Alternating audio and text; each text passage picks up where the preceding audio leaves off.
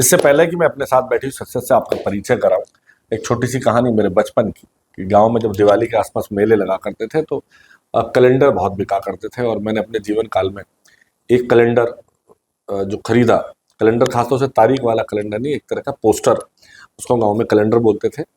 और जो मैंने एकमात्र पोस्टर उस तरह का खरीदा वो था रामायण का, जिसमें रामायण के तीनों पात्र राम, लक्ष्मण और माँ सीता का फोटो था। और वो मुझे लगता है 20 साल गांव में बदलाव होते रहे, घर बदलता रहा, पुताइयाँ होती रहीं, लेकिन वो कैलेंडर वही रहा। आज वही जय श्री राम का पात्र करने वाले अरुण गोविल जी हमारे साथ हैं, मेरठ के सांसद हैं और लगातार मेरठ के लोगों के बीच में है।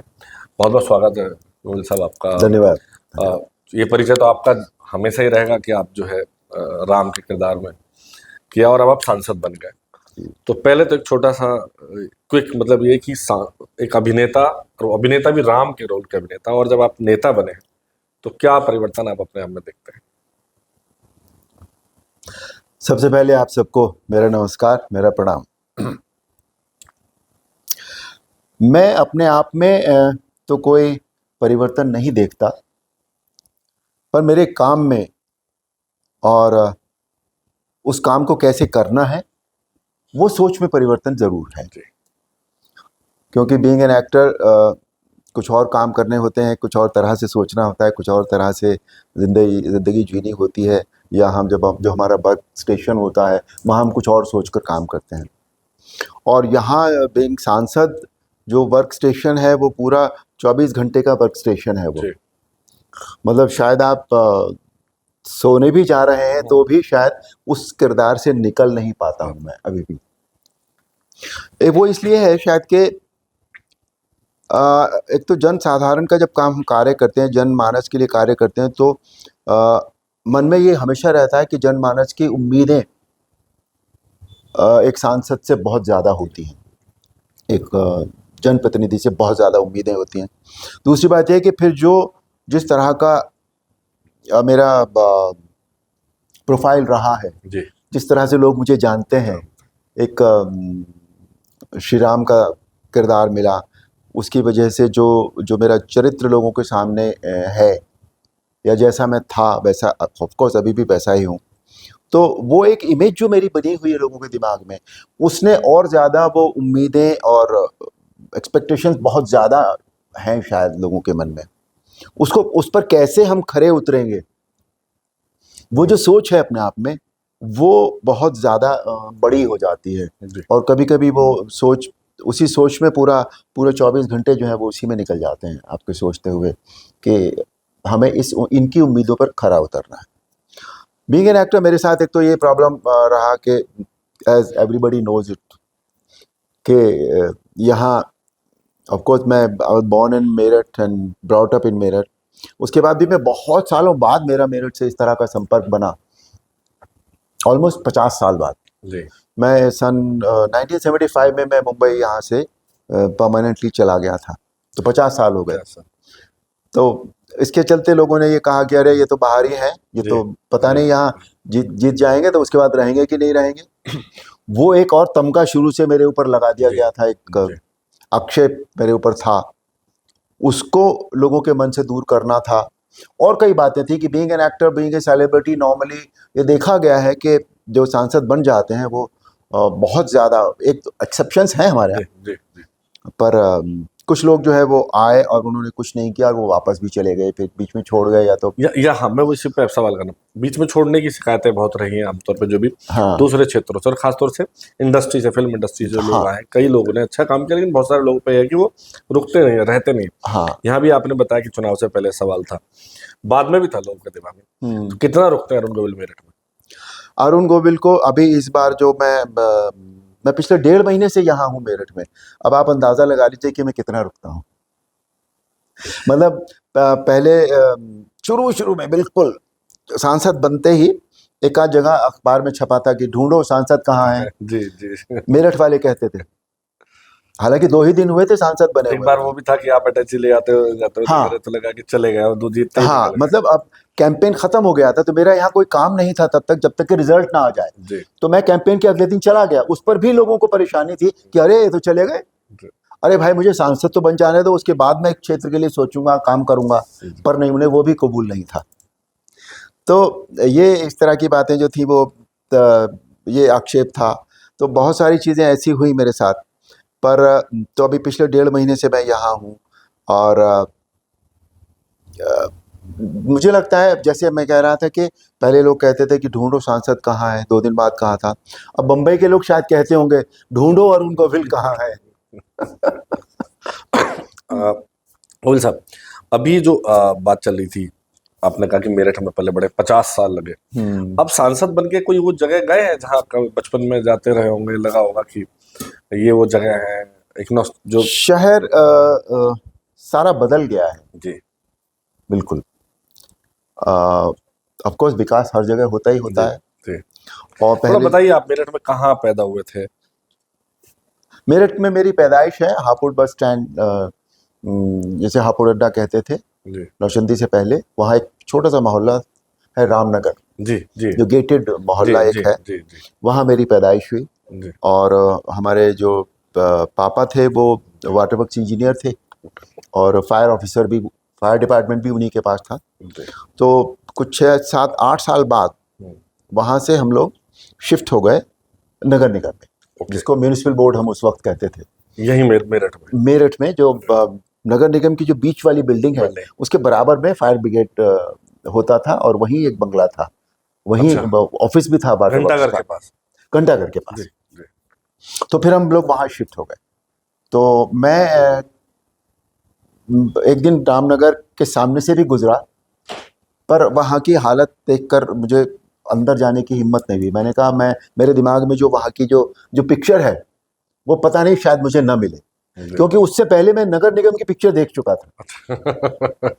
मैं नगर निगम से गुजर रहा था, तो मैंने कहा हमारा बंगला होता था यहाँ जिसमें हम रहते थे, चलो देखें उसको। तो वहाँ बंगले के नाम पर एक ईंट भी नहीं थी। तो मुझे थोड़ा सा आई रियली फेल्ट डिजेक्टेड। मुझे अच्छा नहीं लगा वो जो दृश्य था। तो इसलिए फिर मैंने रामनगर के अंदर जाने की हिम्मत मेरी नहीं हुई, मैं गया नहीं वहाँ पर, क्योंकि मुझे लगा नहीं, जो छवि है वो रहे मन में, वो ज़्यादा अच्छा बेहतर है मेरे लिए। और फिर ऐसे ही हमारा जो स्कूल था सरस्वती शिशु मंदिर, वो तो उसके पीछे एक बहुत बड़ा मैदान होता था जहाँ शाखा लगती थी आरएसएस की। अब वहाँ कुछ मैदान नहीं है, वो हॉल बन गया है, ऑडिटोरियम जैसा कुछ वहाँ बन गया है वो। और अंदर भी जो जहाँ हम खेलते थे, छोटा सा पार्क जैसा था, एक घसरपट्टी होती थी उसमें, वो सब कुछ दिखा नहीं मुझे, कुछ मिला नहीं मुझे। ऐसे ही जीआईसी में हुआ, जीआईसी में मैं पढ़ता था। अच्छा, आप जीआईसी मेरठ के पढ़े हो? मैं फर्स्ट ईयर तक जीआईसी में पढ़ा, फ्रॉम 6th to 11th।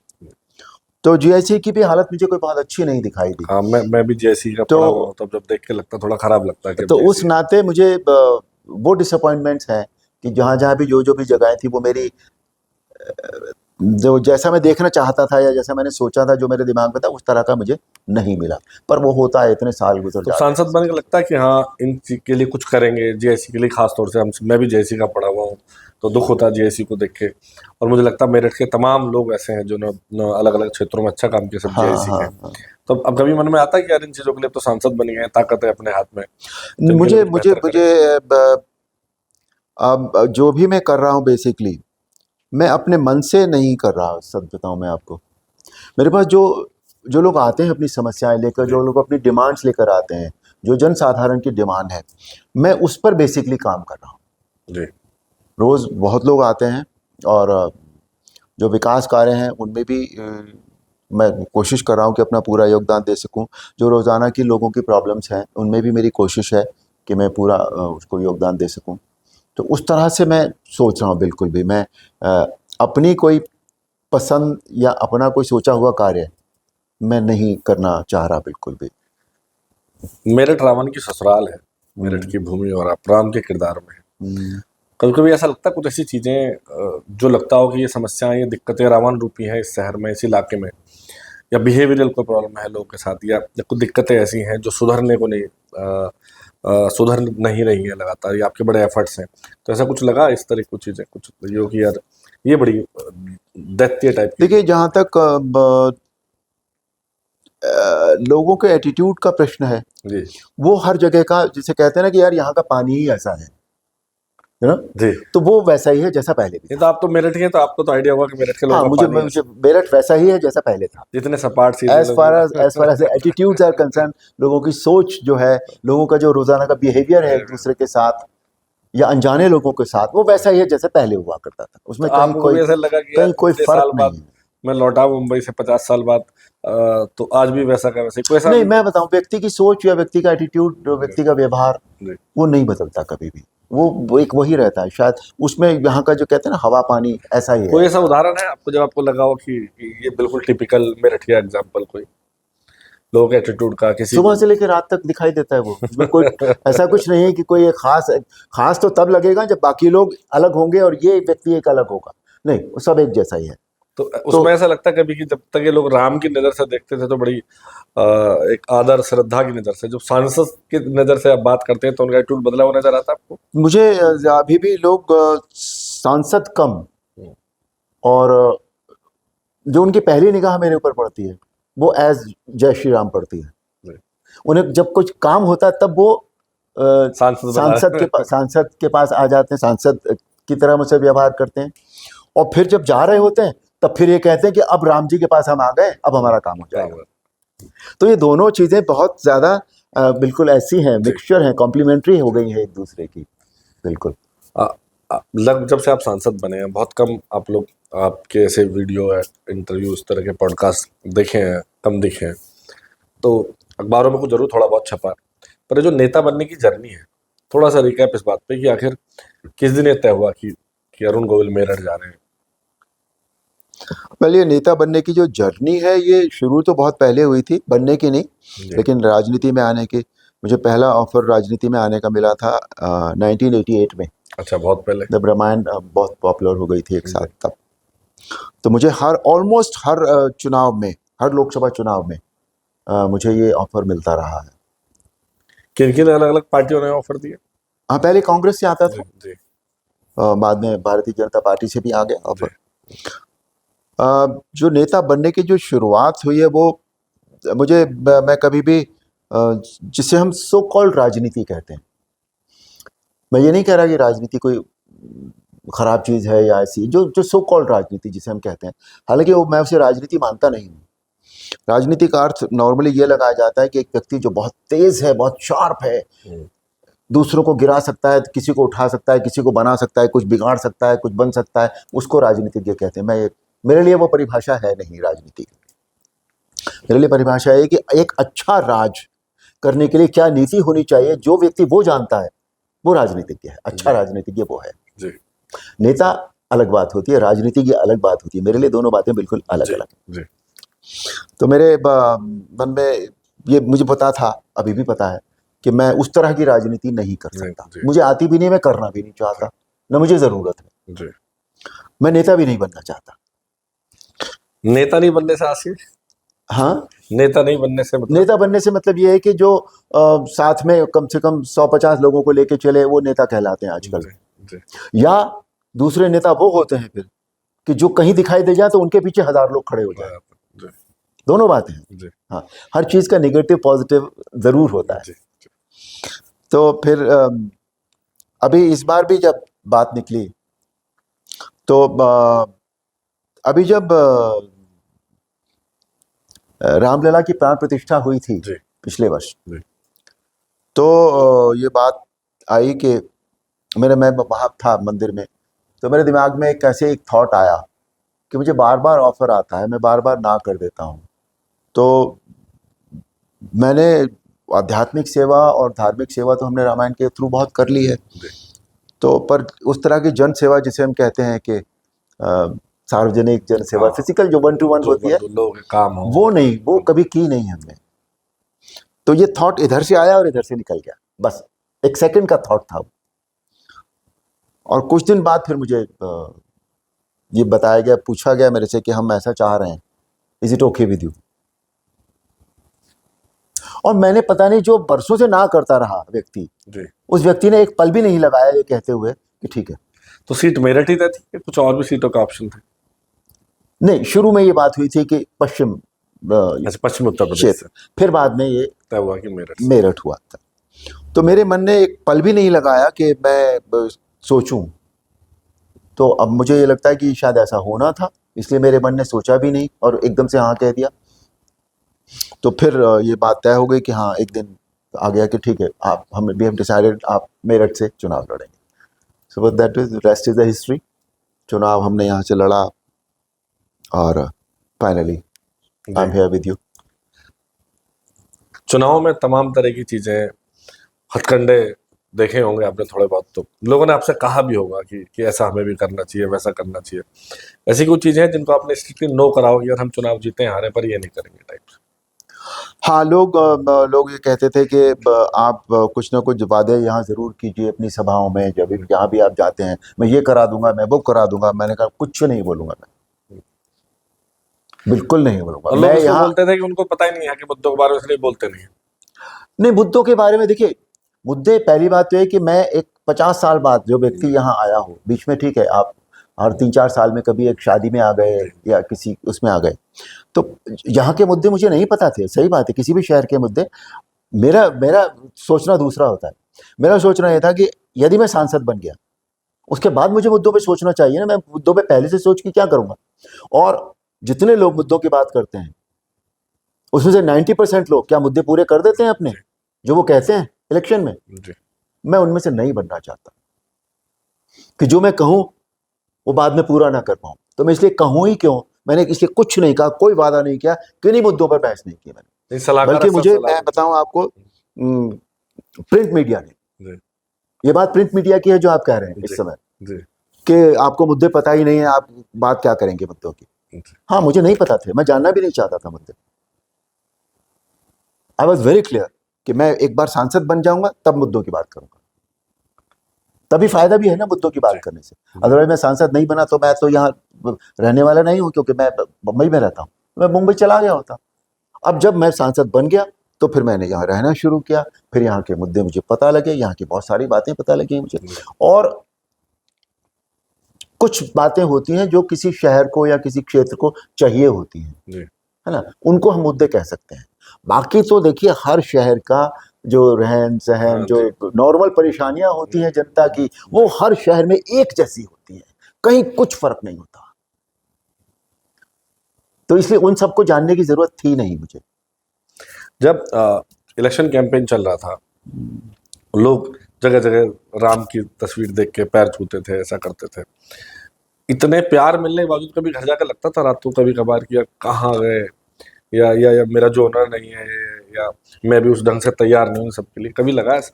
नहीं, उस वक्त मेरे मन में कभी भी ये बात नहीं आई, बिकॉज मेरा नॉर्मली ये है कि मैं जब काम कोई करता हूँ तो उसे पूरे मनोयोग से करता हूँ। फिर मैं अब बनने के पीछे बाद नहीं लगा? हटता। बनने के बाद लगा? बनने के बाद तो आप देख लीजिए, मैंने बताया आपको, मैं 1.5 महीने से यहाँ हूँ, पिछले 1.5 महीने से। It says everything. जी। यस। पत्नी भी आपके साथ रहती है जी, अक्सर? जी, जी। यहाँ भी देखा गया साथ रहती है। वो कभी नहीं कहती कि कभी कभी मुंबई ज्यादा रहना चाहिए, मेरठ में कम रहना चाहिए, या उनको भी अच्छा लगता है मेरठ? नहीं, हाँ, उनको, उनके मुंह से निकलता है कभी कभी ये, हाँ, जी। कि आप बहुत ज्यादा टाइम दे रहे हैं। ऐसे नहीं, टाइम देना तो जरूरी होता है, और वो कहती जरूर है, लेकिन उसके बाद जब ये होता है कि कभी कभी होता है मुझे दिन में 4-4, 5-5 जगह पे कहीं जाना होता है, तब उनके मुंह से कभी नहीं निकलता कि अरे ये क्या कर रहे हो आप। नहीं, कहते नहीं, once you have committed, you have done, you have committed to people, you must do what जिस काम के लिए आप यहाँ आए हैं इस शहर में, इस क्षेत्र में, वो आपको पूरा करना चाहिए। मेरठ के मुद्दे या वेस्ट यूपी के मुद्दों लगे, प्रधानमंत्री से बात हुई है नरेंद्र मोदी जी से?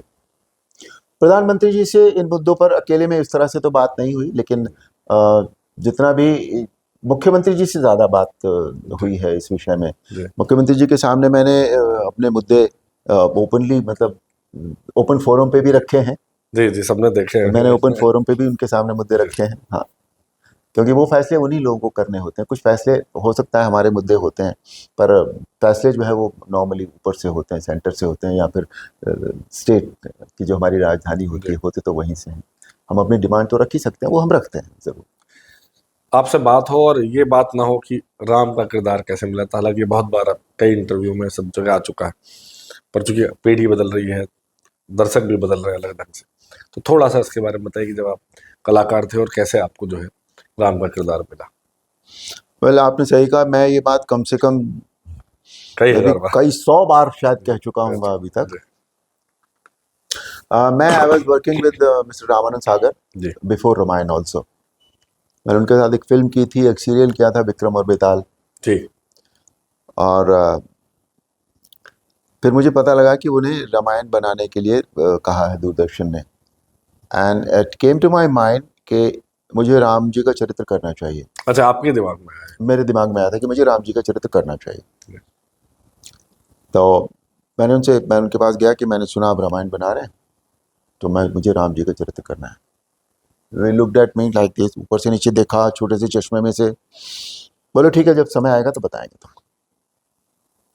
But in the meantime, my family and my friends and my well wishers all of said, तुम क्या कर रहे हो? माइथोलॉजी करने जा रहे हो तुम, वो भी सीरियल करने जा रहे हो। माइथोलॉजी की फिल्में जो बनती हैं वो इस वक्त उनका कोई ग्रेड नहीं है, बहुत ही लो ग्रेड की फिल्में मानी जाती हैं वो। और तुम्हारे पास इतना काम है, तुम पूरे महीने बिजी रहते हो, फिल्में करते हो, कमर्शियल फिल्में कर रहे हो सब, तो क्यों, वाई? ऐसे पता नहीं भाई, ये दिमाग में आया है मेरे, बस दैट्स इट। फिर समय आया, सागर साहब मतलब मिलते तो रहते थे since I was working with him. फिर मेरा उन्होंने ऑडिशन लिया with getup and all that kind of thing. फिर ऑडिशन में मुझे आउटराइट रिजेक्ट किया उन्होंने। अच्छा, आउटराइट रिजेक्शन था मेरा। मतलब उनके तड़के मेरे दोस्त थे, तो बोले भरत कर लो, लक्ष्मण कर लो, बहुत अच्छे अच्छे रोल हैं। मैंने कहा रोल नहीं करना है, रोल करने नहीं आया था मैं यहाँ, मुझे राम जी का चरित्र करना है। अगर मैं उसके लिए सूट नहीं करता तो इट्स फाइन, आई मीन कोई ज़बरदस्ती थोड़ी है किसी बात की, है ना। तो फिर उन्होंने किसी और को सेलेक्ट भी कर लिया था। फिर पता नहीं कुछ दिन बाद दे कॉल्ड मी कि नहीं, हमारी जो सिलेक्शन कमेटी है उन्होंने डिसाइड किया कि हमें तुम्हारे जैसा राम नहीं मिलेगा। जी और मेरे मुंह से एक बात निकली थी जो नहीं निकलनी चाहिए थी, पर निकली कि ये फिर से प्रूव हो गया है कि धरती गोल है। अच्छा यहाँ से हाँ, चले थे हम, वहीं आ गए। ये हुआ। फिर हमने राम जी के चरित्र पर जो काम करना था वो किया फाइनली। फिर लेकिन उसके बाद भी जब शूटिंग आ गई थी तो उससे पहले कुछ फोटोग्राफ्स और ये फोटो सेशंस वगैरह होते हैं, हाउ टू लुक, ये वो कैसे मूव करना है, कैसे बैठना है, कैसे ये करना है। तो उसमें कहीं थोड़ी सी कमी लगती थी कि ये व्यक्ति जो है सामने, ये एक्टर तो लग रहा है, पर इसमें जो जो परमात्मा की जो निर्मलता होनी चाहिए, जो राम जी की निर्मलता होनी चाहिए, पावनता होनी चाहिए, वो नहीं है।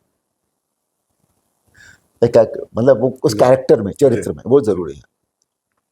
और उसके लिए फिर मुझे एक चीज़ ध्यान आई थी, जो जब मैं राजश्री पिक्चर्स ने मुझे इंट्रोड्यूस किया था फिल्मों में, तो राजकुमार बड़जात्या जी थे वहाँ। उन्होंने एक बात कही थी कि अरुण जी, आपकी मुस्कुराहट बहुत अच्छी है, अच्छा इसे कभी ज़रूर प्रयोग कीजिएगा। और मैंने वो उस कैरेक्टर में वो मुस्कुराहट डालकर देखी। और अगर जिन जिन लोगों ने रामायण देखी है, मुझे लगता that made Arun Govil look like Shri Ram. हाँ, मतलब हम सब लोग भी जिन्होंने बचपन में देखी है, मुझे लगता है वो मुस्कुराहट ही ऐसी है जो यूनिक थी, जो लगता था एक परमात्मा की छवि जो परमात्मा दिखती है, हाँ, मुस्कुराहट में दिखती जी। है। So that's the history behind it. राजनीति में जहाँ बड़े बड़े मुद्दे और बड़ी बड़ी चीजें रहती है, वही स्थानीय स्तर की राजनीति बड़ी रोचक रहती है, टफ रहती है। पार्टी के अंदर भी तमाम राजनीतिक चीजें होती हैं। बहुत सारे लोग हैं जिनको उम्मीद भी है कि पता नहीं अगली बार उन्होंने नहीं लड़ेंगे तो वो दावेदार होंगे। आपने प्रोग्राम चलाया था अभी घर घर रामायण, हाँ, उसमें ये भी बात उठी कि बहुत सारे लोग ऐसे स्थानीय नेता थे जिन्होंने उसको बहुत ढंग से सपोर्ट नहीं किया या कई मामलों में साथ नहीं दिखे। कभी कभी गुस्सा, नाराजगी होती कि सब एक परिवार की तरह क्यों नहीं रहते, सब लोग मिलजुल के? नहीं, ये एक जनरल बात है कि एक परिवार की तरह लोग मिलकर क्यों नहीं रहते। जी that's a different thing all together, उसको हम अलग कर देते हैं। जी जहाँ तक घर घर रामायण की बात है, वो मेरे मन में एक दिन प्रोग्राम आया था। मैं रोज अखबार, अपने तीनों चारों पांचों अखबार जो हमारे जी हैं, आपका भी, मैं रोज पढ़ता हूँ। और उसमें अगर 10 पेज होते हैं तो 8 पेजों में कम से कम सिर्फ क्राइम और क्राइम और क्राइम, और कुछ नहीं होता उसके सिवा। तो उसके लिए क्या हमें कुछ नहीं करना चाहिए? हमारा अपना कर्तव्य एक नागरिक होने के नाते बनता है कि नहीं बनता है। तो मुझे लगा उसमें भी पारिवारिक क्राइम ज़्यादा हैं अब, जी स्पेशली हमारे क्षेत्र में। तो परिवार को ठीक रखने के लिए, परिवार एक दूसरे से मिलकर रहे, हंसी खुशी रहे, उसके लिए मुझे मन में आया कि रामायण से अच्छा कुछ और नहीं है। रामायण जो हमें रिश्तों के बारे में सिखाती है, उससे अच्छा और कोई ग्रंथ नहीं है इस काम के लिए। तो मेरे मन में आया कि हम एक बार अपनी कोशिश तो करें, जो भी उसका रिजल्ट मिलेगा, कि हम घर घर एक बार रामायण जरूर पहुंचाएं लोगों को, एक थॉट फिर से दें हम उसको। और ये थॉट मैंने हमारे आदरणीय प्रधानमंत्री जी से मैंने बात की कि मेरा ऐसा ऐसा विचार है, मैं ये करना चाहता हूँ। तो मुझे आपका एक संदेश चाहिए और एक फोटो चाहिए उसके लिए। मुझे आप गवर्नमेंट से सपोर्ट नहीं चाहिए, कोई भी फाइनेंशियल सपोर्ट के लिए मैं नहीं आया हूँ यहाँ पर। तो उन्होंने मुझे एक बहुत अच्छा सुंदर सा संदेश दिया और फिर हमने उनका एक फ़ोटो लिया और फिर हमने ये घर घर रामायण जो अभियान था ये शुरू किया। तो ये एक पर्सनल अभियान है बेसिकली, इसलिए मैं एक्सपेक्ट भी नहीं करता कि पार्टी का प्रोग्राम नहीं है ये।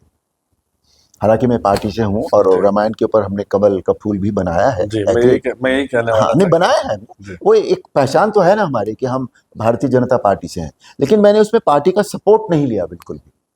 ये काम मैं अपने उस पर करना चाहता हूँ और इसीलिए शायद पर जो लोग जब भी जुड़ना चाहते हैं वो जुड़ जाते हैं, पार्टी के लोग भी। तो ऐसा कुछ नहीं है कि पार्टी ने सपोर्ट नहीं किया है, क्योंकि पार्टी का प्रोग्राम था भी नहीं है और मैंने किसी को उस तरह से ये कहा भी नहीं कि नहीं आप मेरे साथ आकर जुड़िए।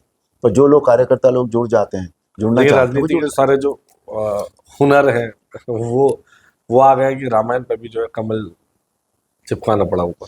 नहीं, वो हुनर नहीं था, वो एक ईमानदारी थी। बिकॉज अब आप ये कहेंगे कि फिर मोदी जी को क्यों रखा है, अपने आदरणीय मोदी जी को फ्रंट पे क्यों रखा है? बिकॉज वो उनकी प्रेरणा इसमें शामिल है, इसलिए रखा गया है।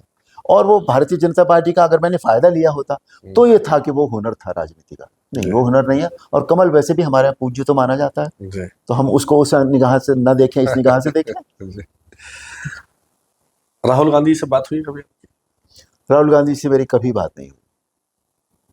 हेलो एक बार हुई है, वो भी मैंने हेलो कहा था उनसे, तो बस वो हेलो कह के निकल गए।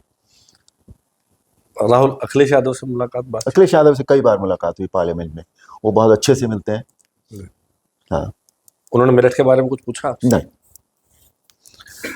अभी राहुल गांधी ने वोट चोरी के आरोप, SIR और सब पे सवाल उठाए, 2 दिन पुरानी प्रेस कॉन्फ्रेंस, कल की प्रेस कॉन्फ्रेंस।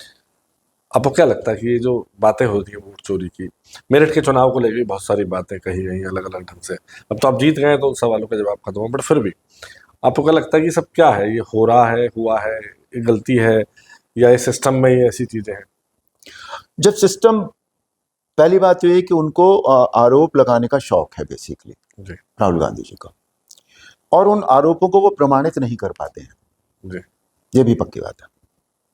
और आरोप वो कहाँ से ढूंढ कर लाते हैं, उनकी जो थिंक टैंक है उनके पास, वो कुछ मतलब मुझे लगता है बहुत ही दुनिया से हटकर अलग सोचता है। बिल्कुल प्रमाणित भी करना चाहिए उनको जो आरोप। अभी तो उन्होंने कल वाली प्रसन्न में तो फोटो दिखाए, तो फोटो दिखाने से क्या प्रमाणित हो गया? क्या वो एक औरत अगर 200 बार वोट डालकर गई है, उसमें एक मैं कहीं मुझे किसी ने दिखाया था कि अगर 200 बार कोई औरत एक वोट डालकर जाती है कहीं, तो क्या वहाँ पोलिंग एजेंट्स नहीं होते हैं?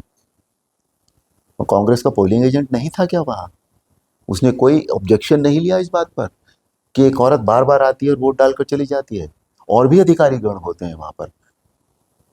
क्या उनको उनके कहने का अर्थ यह है कि कोई वहाँ है ही नहीं, सब बिल्कुल जंगल राज चल रहा है? तो सवाल उठा ना कि सिस्टम में ऐसा हो भी रहा है कि लोग, देखिए सिस्टम में क्या होता है, सिस्टम होता है जब बहुत बड़ा सिस्टम होता है, उसमें एक आध कोई इंसिडेंस हो सकता है, हो जाए, एग्रीड, वो जो ह्यूमन एरर जिसको हम कहते हैं, है ना, वो हो सकती है बस, लेकिन इतना ये सब नहीं हो सकता। और अब मैं ये कह रहा हूँ, अगर SIR किया जा रहा है, ये रिवीजन हो रहा है, इसमें परेशानी किस बात की है? एक चीज को अगर हम मेरठ में भी कहा गया कि एक पर्टिकुलर सेक्टर के उनके लोग वोट काट दिए गए चुनाव से पहले, काफी संख्या में बताया गया। ये भी आरोप विपक्ष के अब लगातार यही है कि जहां जहां SIR हो, SIR के बहाने उनके वोट काटे जा रहे हैं या उनके वोटों को रिवाइज नहीं किया जा रहा। तो ऐसे में फिर ये जो सवाल निष्पक्षता चुनाव आयोग की है, इस पर सवाल तो उठाएंगे? नहीं, सवाल तो हम किसी भी चीज पर उठा सकते हैं, सवाल उठाने में कोई प्रॉब्लम नहीं है, मैं 10 चीज़ों पर सवाल उठा सकता हूँ, ज़रूरी फिर मैं प्रमाण नहीं दूंगा, मैं दे नहीं पाता हूँ प्रमाण, तो क्या उस मेरी बात को सत्य मान लिया जाए? सवाल उठाना सबसे आसान काम है, किसी पर आक्षेप लगाना, किसी को ब्लेम कर देना बहुत आसान काम है। वो कर अच्छा, अखिलेश जी भी कुछ जगह के लिए कहते हैं कि एसआईआर होना चाहिए, कुछ जगह के लिए कहते हैं एसआईआर नहीं होना चाहिए। यहाँ पर वाई तो एक बात पे रहिए ना आप, एक नीति अगर है बनाई है, मैं कहता हूँ उस ये अगर ये वोटों का दोबारा से रिवीजन हो रहा है तो इसमें अगर कोई गड़बड़ी होगी तो वो तो सबके साथ होगी ना, फिर सभी पार्टीज के साथ होगी ना। ये अलग अलग छांट छांट के इस तरह से काम नहीं होता, इस तरह से इतना बड़ा जो एक इशू होता है उसको उस तरह से हैंडल नहीं कर सकता, पिन पॉइंट चीज़ों को हैंडल नहीं होती है सब चीज़ें सर। आपके सुनने में बात आई थी कि मेरठ में वोट काटी गई या प्रशासन ने मदद की चुनाव, आपके आई सुनने में बात आई? मेरा ध्यान उस तरफ था नहीं बिल्कुल भी, मैं बताऊं आपको, मैं अपने आप में इतना बिजी था उस वक्त, मेरा सिंगल पॉइंट वो था, बिल्कुल ध्यान, फोकस जिसे हम कहते हैं। और मैं इन चीज़ों में मैं बहुत ज़्यादा, एज आई टोल्ड यू, कि ये सब जो सीजनड जी राजनीतिज्ञ हैं या सीजनड लोग हैं जो जो इनको जानते हैं इन बातों का, मेरा इन चीज़ों से कभी ताल्लुक रहा नहीं। मैं बगैर कुछ जाने, आधा अधूरा जाने मैं कुछ कहना शुरू कर दूं, वो मेरे लिए, मैं इस बात को ठीक नहीं मानता बिल्कुल। तो मेरे लिए ये विषय है नहीं, मेरे लिए जो विषय था वो ये था कि मैं एक चुनाव लड़ रहा था, मैंने चुनाव लड़ा। जो जब सीजन पॉलिटिशियंस कह रहे हैं, कभी कभी लगता है कि यार इन जैसा होना चाहिए था, पॉलिटिक्स में ऐसे लोग फिट हैं और मैं थोड़ा सा अनफिट हूँ? नहीं, मैं अनफिट तक की तो बात नहीं आई है मेरे मन में कभी भी, क्योंकि मैं ये मानता हूँ कि मैं यहाँ हूँ तो मैं I have come here as to get some experience basically. मैं आपको सच बताऊँ, मैं अपना नाम एज ए पॉलिटिशियन कहलाया जाऊँ कल को, ये सोचकर मैं नहीं आया हूँ यहाँ पर। मुझे ये लगा कि मुझे बार बार ऑफर आता है, मैं बार बार ना कर देता हूँ, तो क्या पता मुझे ये एक्सपीरियंस कर लेना चाहिए, क्या पता राम जी चाहते हो कि यार एक बार एक्सपीरियंस कर लो, मैं तुम्हें अपने घर भेज देता हूँ जहाँ से तुम हो, ये एक्सपीरियंस करके देख लो एक बार। नहीं, ये तो अच्छी बात हो सकता है राम जी ने ये सोचा हो और शायद इसीलिए मुझे यहाँ भेजा हो, अदरवाइज कहीं दूर दूर तक भी ऐसा कुछ था ही नहीं कि मुझे चुनाव लड़ना है, और वो भी आउट ऑफ एवरीथिंग मेरठ से चुनाव लड़ना। मेरे दिमाग में कभी था भी नहीं कि मुझे मेरठ में जाकर अपने घर पर जाकर सेटल होना है फिर से, नहीं, मेरे दिमाग में कहीं था नहीं। तो ये जो हुआ है, ये कभी कभी मुझे लगता है शायद किसी कारण से हुआ होगा, अब वो कारण क्या है मुझे नहीं पता, वो राम जी जानेंगे मेरे। अगला चुनाव लड़ेंगे मेरठ से? बहुत बात की बात है सर, भविष्य किसने देखा है ये बताइए आप। मुझे तो अगले पल का भी नहीं पता था, लोग कहते हैं मैं कल ये करूंगा, मैं तो ये कहता हूँ मुझे अगले पल का भी नहीं पता मैं क्या करूंगा या क्या होगा, आई डोंट नो, और मैं उसमें बात में बिलीव भी नहीं करता बिल्कुल। मेरठ की चीज़ों को लेकर बड़ी बात हुई, मेरठ के खान पान को लेकर बात होती है, रहन सहन को लेकर बात होती है, कुछ ऐसी चीज़ है मेरठ की जो आपको बहुत पसंद आई हो, खान पान में, किसी और चीज़ में जहाँ मेरठ का खाना बहुत अच्छा है जी। और मिठाइयाँ सब बहुत अच्छी बनती हैं, और अभी मैंने दिवाली पे देखा इतना लोग उत्साह में थे, सभी सब जगह आदान प्रदान हो रहा था मिठाइयों आप का, क्या मंगाते खानों हैं का। कहीं से कुछ खाने के लिए, अपने लिए मंगाना हो तो? मेरा मेरा बेसिकली मेरा अपना डिपार्टमेंट ये है नहीं, अच्छा। खाने के मामले में मेरा हाथ बहुत तंग है। मैं सुबह में एक कप दूध पीता हूँ, और साउथ इंडियन हो तो एक इडली खा लेता हूँ, अदरवाइज पोहा खा लेता हूँ, उपमा होती है वो ज़रा सी वो खा लेता हूँ, या ये भी नहीं होता तो एक फल खा लेता हूँ और दूध पी लेता हूँ। दोपहर में मैं दाल रोटी खाने वाला इंसान हूँ, एक दाल होती है, एक सब्जी होती है और एक फुल्का होता है, फुल्का मतलब लिटरली फुल्का, हाँ इतना ही बड़ा बस। नहीं, मेरठ ये मेरा सुबह का खाना है और यही मेरा रात का। मेरठ वाला जो स्टाइल है, छोले भटूरे या कचौरी, या आप बोले कि नहीं, किसी दिन जब बदपरहेजी करनी होती है मुझे तो मैं मंगा के खा लेता हूँ। कौन से ऐसे 2-3 बड़े मुद्दे हैं जो आपको लगा कि मेरठ की या मेरठ के आसपास की बड़ी समस्याएं, बड़ी दिक्कतें हैं, और मैं जब तक पॉलिटिक्स में हूँ या पॉलिटिक्स में रहूंगा तो इनको जरूर सुधारूंगा? मेरठ की एक समस्या जो है वो है मेरठ में जो चारों तरफ कूड़ा जमा हो गया है मेरठ की चारों तरफ, जी। वो उसका निदान हो जाना चाहिए। शहर के अंदर भी जो मेरठ में जो सफाई की कमी है इस समय, वो हो जानी चाहिए। अच्छा खूबसूरत शहर है, इतनी बढ़िया कनेक्टिविटी हो गई है, बाहर के लोग आके मेरठ में अब सेटल हो रहे हैं, इवन दिल्ली से लोग आके यहाँ सेटल होना चाहते हैं। पर ये कुछ चीज़ों की जो थोड़ा सा ध्यान इन चीज़ों पर, जो रोज़मर्रा की चीज़ें हैं मेरठ शहर में, उन पर ज़रूर दिया जाना चाहिए। और मेरठ का जो कूड़ा है वो उसका निदान हो जाना चाहिए। वो उससे नुकसान भी बहुत हो रहा है और लुक भी बहुत ज़्यादा ख़राब है। हाँ, मेरठ के बिल्कुल और पिछले कुछ समय में ज़्यादा हुआ है। मुझे लगता है ये चुनौती अभी 2-3 साल से बढ़ी है जी और बढ़ता ही जा रहा है। मतलब कूड़े का पहाड़, अब तक हम दिल्ली का कूड़े का पहाड़ सुनते थे, ऐसा ना हो कि एक दिन मेरठ में भी दिल्ली ऐसा कूड़े का पहाड़ हो जाए। हाँ, बहुत बड़े बड़े हो गए हैं। मैंने मुख्यमंत्री जी के सामने दोनों बारी मांग उठाई है, पर कुछ इसमें बहुत ज़्यादा प्रगति हुई नहीं है, जो मुझे लगता है हमारे यहाँ के नगर निगम को कर लेनी चाहिए। हाईकोर्ट बेंच पे भी आमतौर पे पश्चिम के नेता खुल के बोलने से बचते हैं। चाहते तो बहुत सारे लोग हैं, पर खुल के बोलते आप बड़े खुल के मुखर होके बोले। नहीं, हाईकोर्ट बेंच जो है ना, देखिए यहाँ अगर आप प्रैक्टिकली सोचें तो यहाँ से इलाहाबाद बहुत दूर पड़ता है, बहुत ज़्यादा दूर पड़ता है। और वो जो आई फाइलिंग या ई फाइलिंग जो जिसको आप कहते हैं, वो भी शायद बहुत ज़्यादा सक्सेसफुल नहीं है ना। तो उस नाते से, और बहुत सारे प्रदेशों में जो यूपी से छोटे प्रदेश हैं, उनमें बेंचेस ज़्यादा हो गई हैं। तो यहाँ होनी तो चाहिए, मतलब अगर आप उस दृष्टि से देखें जी, तो होनी चाहिए यहाँ पर बेंच। पश्चिम में कई और बड़े युवा सांसद पिछले दिनों बड़े चर्चित रहे। इकरा हसन है, इमरान मसूद है, चंद्रशेखर भी हैं। कभी ऐसा हुआ कि पश्चिम की किसी बात को लेके इनमें से किसी से बात हुई हो कि सदन में उठाएंगे, सदन में इनसे बात करेंगे, या कभी राब्ता, कभी वास्ता रहा हो इनमें से किसी से? नहीं, मेरा इन लोगों से बहुत ज़्यादा कुछ है नहीं। बस हाय हेलो हो जाती है सदन में घुसते हुए या बाहर निकलते हुए, एंड दैट्स इट। जब सदन में बोलने का मौका मिला होगा, तो चूंकि अब तो मंझे हुए अभिनेता है, लेकिन कैमरे के सामने बोलने में और सदन में बोलने में क्या कुछ अंतर था? क्या कुछ लग रहा था एक तरह का नर्वसनेस की पहली बार सदन में बोला जा रहा है इस तरह?